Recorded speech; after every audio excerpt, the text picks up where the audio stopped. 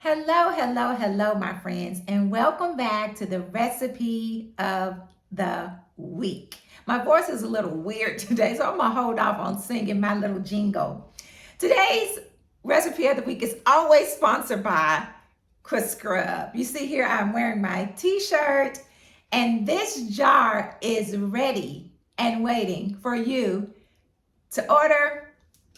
Call me, inbox me, get on the website for you to get your Quick Scrub.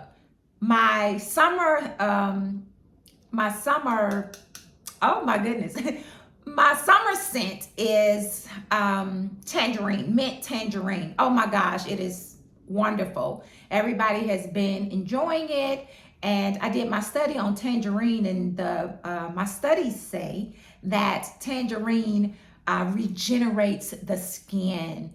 And as women, we want our skin to glow and be all clear and kind of smooth out our wrinkles. But okay, get your Quick Scrub. I am running a special for the next 3 days, Monday, Tuesday, Wednesday, Monday, Tuesday, Wednesday, for $10 because the price is going up next weekend to $18. I have been running $15 for some years now, but it's going up $18. So get your $10 jar for the next 3 days. Next 3 days, Monday, Tuesday, Wednesday, Monday, Tuesday, Wednesday. I will drop the website in the comments. You can inbox me, you can call me so I can send you my Cash App to get your Quick Scrub. Let's jump into this recipe of the week. The Lord had dropped something in my spirit, and I had Bible study this past weekend with a group of women, and we were talking about forgiveness, unforgiveness, and offense.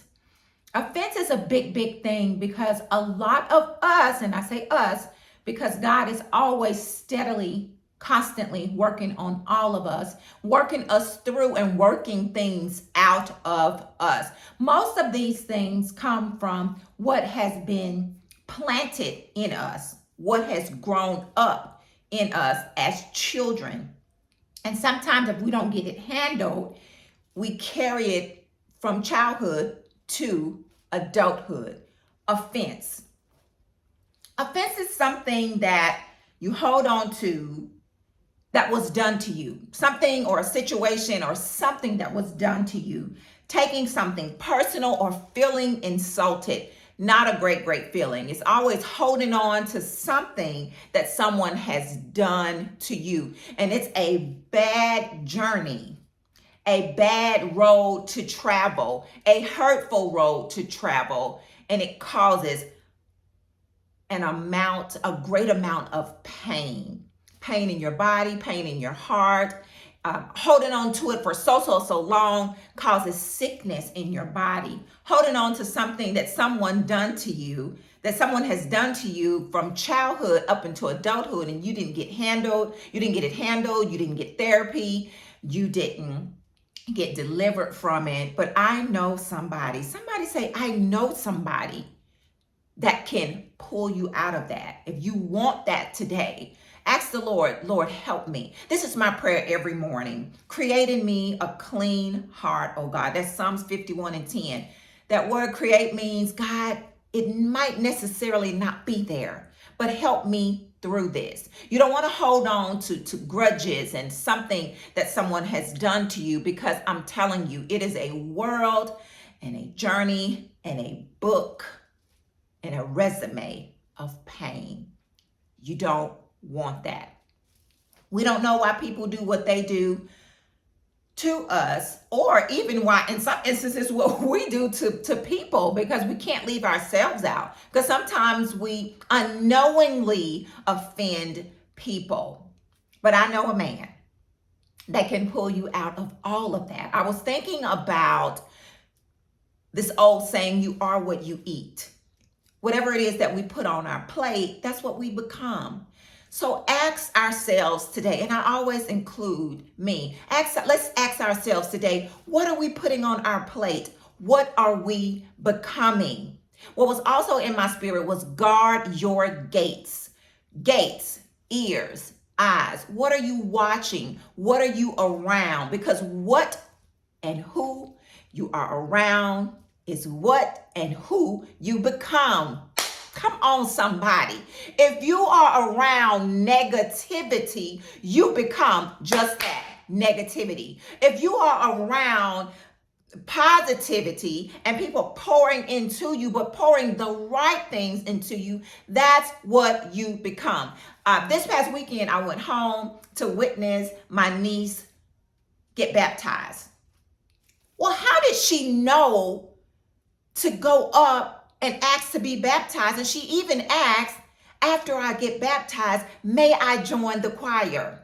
Well, that was something that was put down on the inside of that baby for her to know that this is something that I want.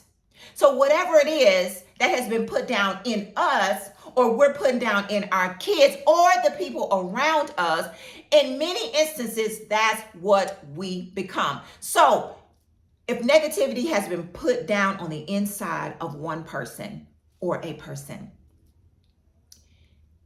they learned to hold on to things. So if your gates have been open to some things, it causes some things to stir up in you. Rejection, abandonment. And you grab on and hold on to those things. And those things are an avenue to other things. One thing is offense. So you hold on to every single thing that someone does to you. Every time someone says to you something to you, or they try to correct you, you are offended. Or you're holding on to what Janie did to you in 5th grade, or what Susie did to you in 10th grade, or what Bobby did to you your senior year in college. You're holding on to, oh, I don't like her because she did this. I remember when. Lord, help us to drop our past and not hold on to things. Help us, Lord, help us. You're holding on to those things becomes sinful nature. I was watching a movie, and this lady, she was so mean to people. Everything she did, she was always trying to get a one-up on somebody. But I figured out why she was like that. It was because she was done like that. She was done badly in foster home to foster home, to this house to that house. She was raped, she was abused, she was molested, all of this stuff. So this is some harsh stuff, y'all. I'm not minimizing this stuff. She was done badly in her childhood, but not getting the help that she needed. She turned into a success worldly because she had her own company. She was running this and running that. She was wealthy, but she was unhappy and she was mean. She was unhappy and she was mean, and she carried a lot of pain. As a matter of fact, pain rests on her face. There was no joy. There was no peace or happiness or, come on somebody, love that she walked in. She had all of this pain going on inside of her as well as on her. There was no light about her, all darkness. Oh my goodness. She just looked mean all the time. And she was mean. She always was plotting to do something to somebody else. And every time someone offended her in the way that she thought that it was mean or hateful to her, oh baby, she just would get them. Just take them out, however that she could. Let me tell you the reason why. The recipe of the week is coming from Romans 8:5-6. And I'm going to read two versions. First version is New Living Translation. And the word of the Lord reads, I'm reading Romans 8:5-6, New Living Translation. Those who are dominated. And that word dominated, because when you're studying your Bible, you got to pull out words to help you to understand scripture. Dominated means rule, control. Those who are dominated by the sinful nature think about sinful things. So she was dominated. The lady was dominated by her sinful nature because of what was put down in her, what happened to her. But those who are controlled by the Holy Spirit, that's life, y'all. That's life. That's rivers of water flowing through you. Life. Holy Spirit, think about things that please the Spirit. So letting your sinful nature control, dominate, rule over you, your mind leads to death. But letting the Spirit control your mind leads to life and peace. And that's what the Lord promised us, life and life more abundantly. Now, I wanted to read the Message version because the Message version kind of brought it in a way of selfishness is what I gathered from it, but it's so much more in here. Let me read. Those who think they can do it on their own end up obsessed with measuring their own moral muscle, but never get around to exercising it in real life. Those who trust God's action in them find that God's spirit is in them. This particular lady, God's spirit was nowhere in her. She was mean, she was hateful, and she wanted to get everybody who was around her. Let me read that again. Those who trust God's action in them find that God's spirit is in them. Living in and breathing God. So when you are walking in the spirit, in the life of living and residing with the Holy Spirit in you, you walk in the things of God. Bible right here, living and breathing God. You're loving on people, regardless of what they do to you, regardless of what they said to you, regardless of what someone did to you. You are living and breathing God. Press pause. You cannot do it on your own. You have to ask the Lord for help. Sometimes when people are ministering and saying things that, they went through or they got through, it was only done through the help of our Father.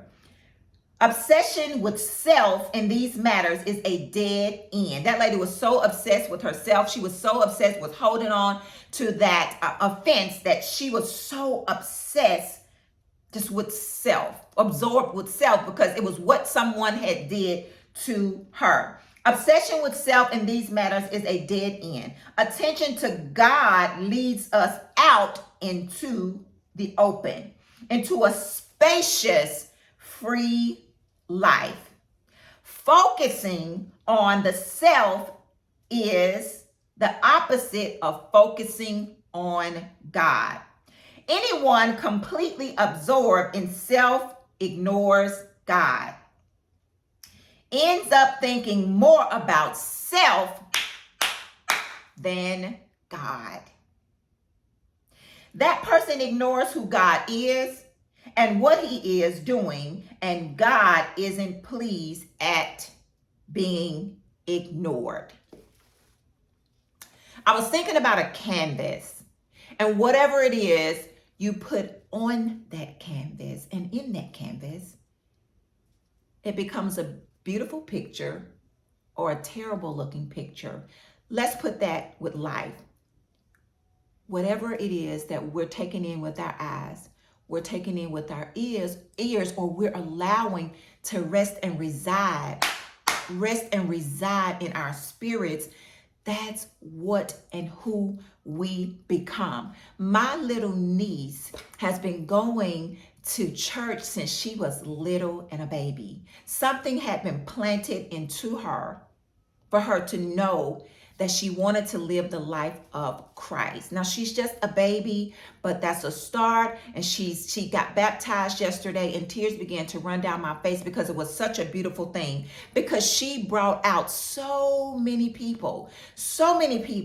And the man gave a powerful word of God. He said to trust in the Lord with all your heart and lean not on your own understanding, in all their ways. I'm getting happy. Acknowledge him and he will direct your path. And he was telling us about that scripture, and he broke it down so powerfully, that scripture and that sermon. And it was a word that was deposited in all those people. It looked like to me she had brought out over 25 people. People had came from far and near to witness this baby being baptized. Walking in offense is a very dangerous thing. Let me speak to someone. Forgive. Don't walk in unforgiveness. Don't hold on to what mama and them did, daddy and them did. Get some help.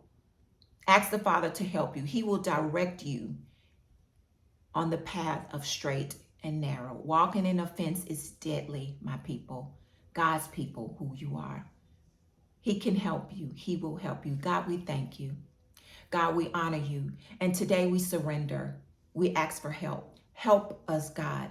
If there's anything that's not like you, God, gut it out. Show us. We don't want to be in error, walking in offense, not forgiving, walking in unforgiveness. This is a cry out for help, God. Help us. In the land of your people, there's hurt, there's pain, there's disappointment, discouragement. God, help us. You promised to never leave nor forsake us. God, help us. Help us. That's our prayer. We don't want to walk in sin, Lord. We want to walk in life and life more abundantly. God, we thank you. God, we honor you. In Jesus' name, amen. You guys have an amazing week. Enjoy your family. Family is very important. Family is very important. Enjoy your family. Pray for your family. God loves you, and so do I. You guys have an amazing week, and thank you for joining the Recipe of the Week. Share this message with someone. Someone may necessarily need it. It may not be for you. This is what my cousin says all the time. It may not be for you, but it may be for someone else. Share, share, share, and share. Don't forget to get your Quit Scrub. I'll be running Monday, Tuesday, Wednesday, a $10 special for the mint tangerine or any other scent that you want. I'll put my website in the comments. You guys have an amazing week.